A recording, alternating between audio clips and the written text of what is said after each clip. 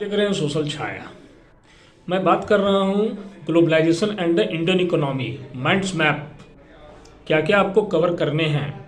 Number 1 growth of MNCs, उसके बाद number 2 development of technology, number 3 liberalisation of foreign trade, number 4 establishment of world trade organisation जिसको आप WTO बोलते हैं, और सबसे important impact of globalisation.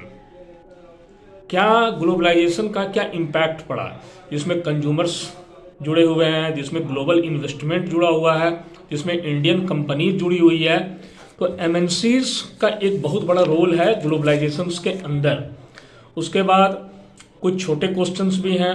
What is the meaning of markets, mention any 2 features of MNCs, why did MNCs set up the offices and factories in those regions where they get cheap labor and other resources.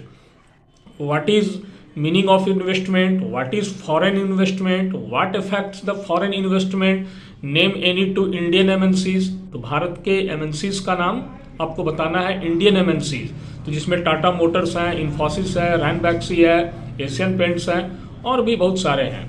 उसके बाद where do MNCs set up their production units, और एक long type question है जो 15 में भी पूछा है, 16 में भी पूछा है, 17 में भी पूछा है बोर्ड एग्जाम्स में, और वो क्वेश्चन है explain the ways in which MNCs control production in other countries.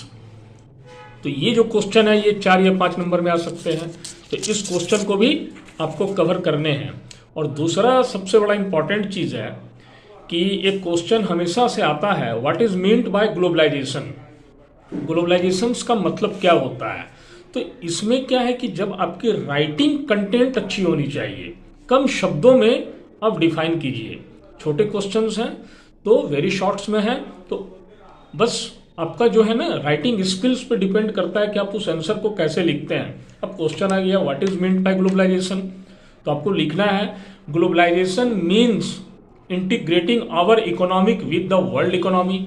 It is process of interaction and integration among the people, companies and governments of different nations। तो यहाँ पे हमारा जो आंसर होना चाहिए ना वो अकॉर्डिंग टू द NCERT होना चाहिए। आप चैप्टर पढ़ते हैं चैप्टर के अनुसार होना चाहिए, और आपकी राइटिंग कंटेंट अच्छी होनी चाहिए। तो जब आप की लेखन शैली अच्छी होगी तो नंबर अपने आप मिलेंगे। और लिबरलाइजेशन पे जरूर फोकस कीजिएगा।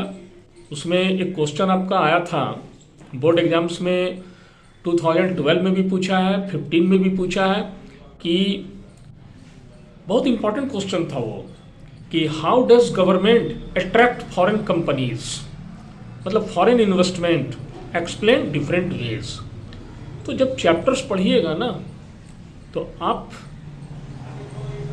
बहुत परिपक्व हो जाइएगा, आपकी तैयारी अच्छी होगी। चैप्टर्स डेली पढ़ा कीजिए, और 1 बाय 1 आज आपने इस चैप्टर को पढ़ा, कल दूसरा चैप्टर आप पढ़िए। सेल्फ स्टडी इस पर बहुत ज़्यादा फोकस कीजिए। NCERT की जो किताबें हैं ना बस उसको पढ़िए, तो आपकी तैयारी बहुत अच्छी हो जाएगी।